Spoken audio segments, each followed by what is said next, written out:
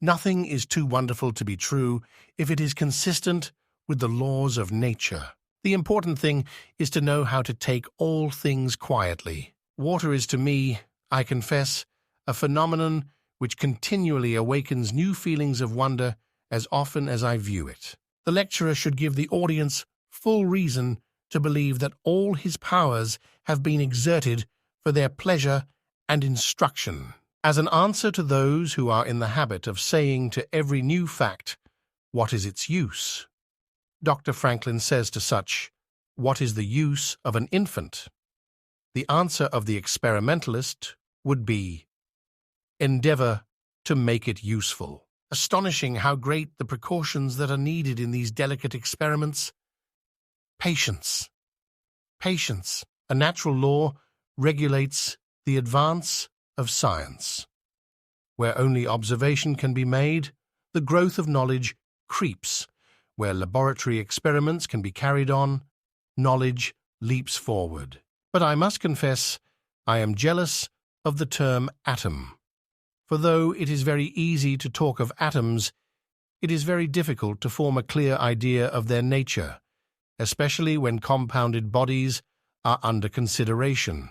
The beauty of electricity or of any other force is not that the power is mysterious and unexpected, touching every sense at unawares in turn, but that it is under the law and that the taught intellect can even govern it largely. I have been so electrically occupied of late that I feel as if hungry for a little chemistry.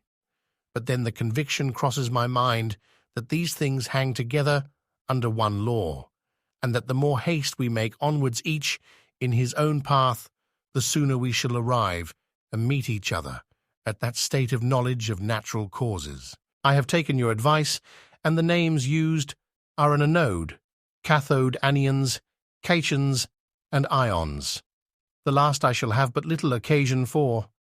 I had some hot objections made to them here, and found myself very much in the condition of the man with his son and ass who tried to please everybody.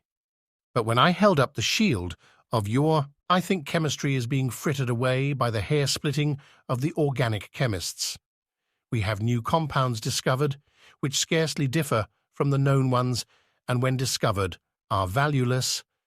Very illustrations perhaps of their refinements in the analysis, but very little aiding the progress of true science. It is the great beauty of our science that advancement in it, whether in a degree great or small, instead of exhausting the subject of research, opens the doors to further and more abundant knowledge, overflowing with beauty and utility. In knowledge, that man only is to be condemned and despised who is not in a state of transition. Men of science, fit to teach, hardly exist.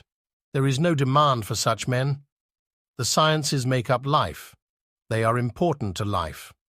The highly educated man fails to understand the simplest things of science and has no peculiar aptitude for grasping them. I find the grown-up mind coming back to me with the same questions over, and the new term physicist is both to my mouth and ears so awkward that I think I shall never use it.